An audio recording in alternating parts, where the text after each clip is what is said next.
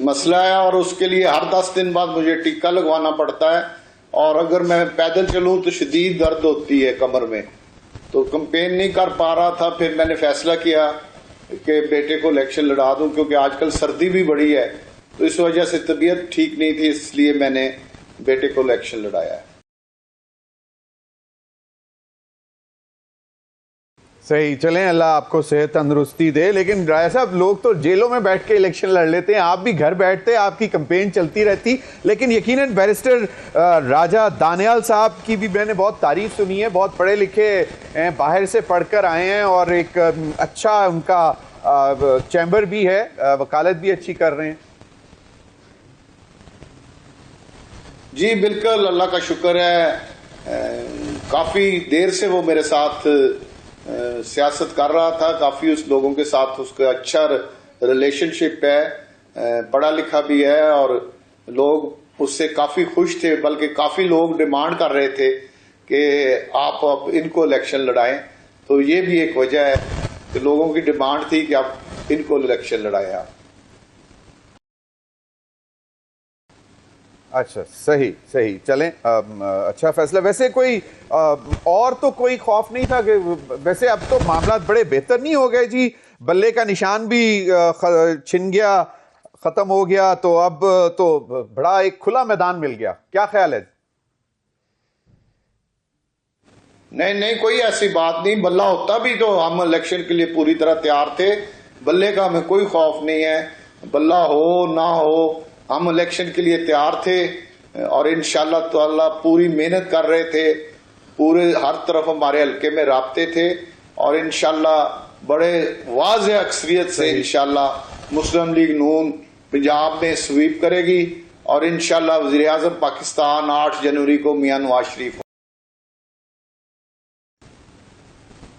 सही जी, 8 फरवरी को मियां नवाज शरीफ साहब होंगे। वैसे राय साहब, मुझे याद पड़ता है आपने तो बल्ले का निशान बैलेट पेपर नहीं पर नहीं होगा, ये आपने बहुत पहले पेशिंगोई कर दी थी। जी, मैंने काफी सारी चीजें जो कही हैं वो सच निकली हैं। ये मैं एक सियासी कारकुन हूं और 40 साल से इस फील्ड में हूं, हर चीज की कैलकुलेशन करता हूं। मुझे जिस दिन इलेक्शन हो रहा था, टीवी पे दिखा रहे थे, उस दिन देख के लग रहा था कि ये जैली इलेक्शन है और ये बोगस इलेक्शन है, पीटीआई का जो उनका पार्टी का इलेक्शन हो रहा था। तो मैंने उसी दिन कहा था कि ये जैली इलेक्शन है, ये किसी सूरत ना इलेक्शन कमीशन इसको मानेगा ना अदालत मानेगी। और आपने देखा कि सुप्रीम कोर्ट ने 11 घंटे उन्हें कहा कि कोई एक कागज दिखा दे, 11 घंटे में वो कोई एक कागज, एक सबूत, एक इलेक्शन होने की कोई चीज साबित नहीं कर सके। सही सही। अच्छा, राजा रियाज साहब, सेनेटर आसिफ किरमानी साहब बड़े सीनियर रहनुमा है पाकिस्तान मुस्लिम लीग नून के, उन्होंने एक इंटरव्यू में, वॉइस ऑफ अमेरिका को इंटरव्यू में उन्होंने कहा कि जी मुस्लिम लीग नून का वोट को इज्जत दो का बयानिया तो बहुत पहले खत्म हो गया था। शायद उन्होंने उस वक्त का कहा जो एक बड़ी लेजिस्लेशन की गई थी असेंबली में और जिसमें बड़ा सबने वोट डाले थे एक्सटेंशन की, आर्मी चीफ की एक्सटेंशन की, तो वो कहते हैं कि जी उस वक्त वो वोट को इज्जत दो का बयानिया तो उस वक्त खत्म हो गया। और फिर वो अब कह रहे हैं कि जी बहुत से लोग हैं मियां नवाज शरीफ साहब के इर्द गिर्द जो उनकी फैसला साजी पर असरअंदाज हो रहे हैं। सर जी, ये जरा बताएं कि वो कौन लोग हैं और दूसरा, क्या वाकई वोट को इज्जत दो का बयानिया नहीं है? मुझे नहीं पता किरमानी साहब ने किस कॉन्टेस्ट में बात की है, मैं उस पर कोई तबसरा नहीं कर सकता। इस पे ज्यादा बेहतर आप उनसे राब्ता कर लें, वो इस बारे में कोई सीनियर पार्टी के आदमी है, वो इस बारे में वजाहत दे सकते हैं। मेरे चीज इल्म नहीं, मैं तो अपना इलेक्शन लड़ रहा हूं और इंशाल्लाह ताला मुस्लिम लीग नून की कैंपेन चला रहे हैं पूरे शहर और डिस्ट्रिक्ट में।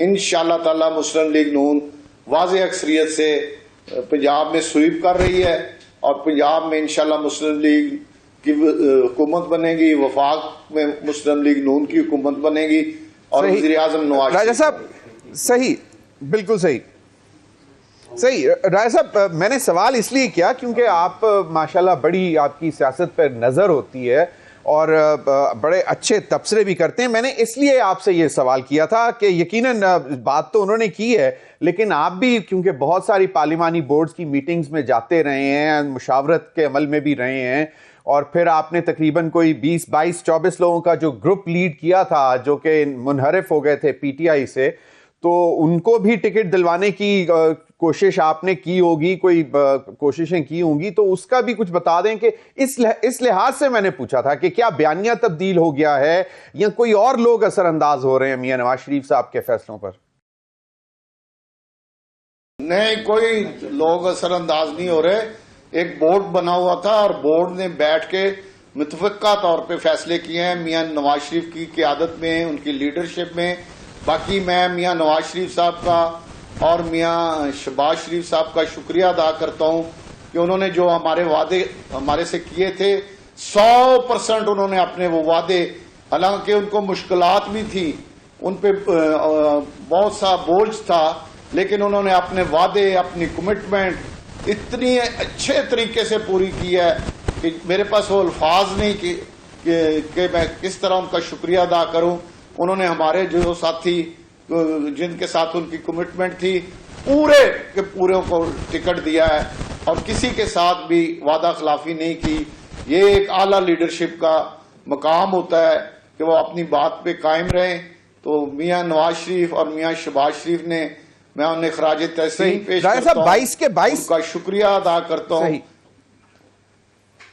तो राजा साहब, सही राजा साहब, तो वो जितने लोग थे जिनके साथ कमिटमेंट थी सबको टिकट्स दे दिए, पीएमएलएन के टिकट मिल चुके हुए हैं। जो 22-23 लोग जो आपके साथ थे जब आप लीडर ऑफ द ऑपोजिशन थे, तो उनकी भी शायद कमिटमेंट्स आपके थ्रू ही आगे चली थी। आपको मैं बता रहा हूं कि जिन्होंने भी नून लीग से टिकट उनमें से मांगा है उनको टिकट मिला है। कुछ ऐसे लोग हैं जो आजाद लड़ना चाहते थे, जिन्होंने टिकट नहीं मांगा, उसमें तो हमारा कोई कसूर नहीं। या नूर आलम खान थे केपीके से, उन्होंने टिकट नहीं लिया, उन्होंने फजल रहमान जमात की। जिन्होंने भी कमिटमेंट के मुताबिक टिकट मांगा है उन्होंने अपनी कमिटमेंट पूरी की है, मियां नवाज शरीफ साहब ने और मियां शहबाज शरीफ साहब ने, और इस पर मैं उनका शुक्रिया भी अदा करता हूं और उनको खराज तहसीन भी पेश करता हूं। सही, बड़ी बात है राजा साहब के कुछ लोगों को, अपने करीबी डाई हार्ड नजरियाती वर्कर को उन्होंने नाराज भी किया, जिस तरह तलाल चौधरी साहब की मिसाल है, वो अभी तक शायद थोड़े से खफा बैठे हुए हैं। तो आप जो कह रहे हैं यकीनन बहुत बड़ी बात है कि ये जो है, अब इस्तेकाम पाकिस्तान के साथ सीट एडजस्टमेंट के ऊपर कुछ पार्टी के लोगों के तहफ़्फ़ुज़ात थे, लेकिन अब वो भी मुझे बताएं कि वो भी कोई ख़ास ज़ोर था, प्रेशर था जिस वजह से उनको करना पड़ा। और लाहौर में जहाँ पे टिकटें दी हैं वहाँ पे पीएमएलएन का वोटर बहुत ज़रा नाराज़ है कुछ। नहीं, कोई नाराज नहीं है। जो मियां नवाज शरीफ फैसला करते हैं, मियां नवाज शरीफ का वोटर वो बात मानता है। इंशाल्लाह अगर कुछ लोग नाराज भी हैं तो इलेक्शन से पहले सब दुरुस्त हो जाएंगे। पूरी जोर से जो वादे किए हैं मुस्लिम लीग नून की क़यादत उनको पूरा करेगी, उनका इलेक्शन भी लड़ेंगे और इंशाल्लाह ताला उनकी कामयाबी के लिए मुस्लिम लीग नून के वर्कर लीडरशिप भरपूर जद्दोजहद करेंगे।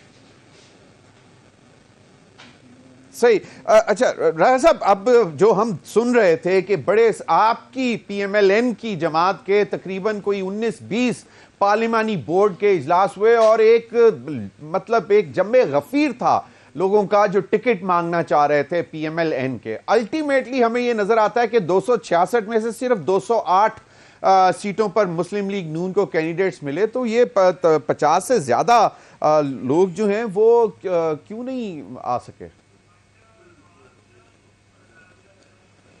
देखिए जी, बलूचिस्तान के हालात और हैं, इसी तरह इंटीरियर सिंध में हालात और हैं, इसी तरह केपीके में हालात और हैं। तो हर जगह कैंडिडेट, किसी भी जमात के पास हर जगह कैंडिडेट नहीं है। तो ये मुश्किलात हैं कि किसी जगह पे जब कैंडिडेट ना हो तो फिर वो सीट खाली छोड़ना पड़ती है। लेकिन सबसे ज्यादा अगर टिकटें जारी की हैं पाकिस्तान में तो वो मुस्लिम लीग नून ने जारी की हैं और सबसे ज्यादा लोग शेर पे जो निशान पे जो लोग लड़ रहे हैं वो मुस्लिम लीग नून के हैं पूरे पाकिस्तान में। सही। तो कैंडिडेट्स तो हमारी इतलात थी कि बहुत ज्यादा थे, लेकिन फिर भी कहीं कहीं पे सीट एडजस्टमेंट हुई होगी और कहीं पे शायद कैंडिडेट इतना ताकतवर नहीं होगा, ये वजूहात हो सकती हैं। कई जगह सीट एडजस्टमेंट हुई है और कई जगह पे वहां पे कैंडिडेट नहीं थे, ये हकीकत है। लेकिन मैंने आपको बताया है कि सबसे ज्यादा पाकिस्तान में अगर कोई लोग इलेक्शन लड़ रहे हैं तो वो शेर पर लड़ रहे हैं, मुस्लिम लीग नून की टिकट पर लड़ रहे हैं। और इंशाल्लाह मुस्लिम लीग नून इंशाल्लाह ताला वफाक में भी हुकूमत बनाएगी, पंजाब में भी हुकूमत बनाएगी।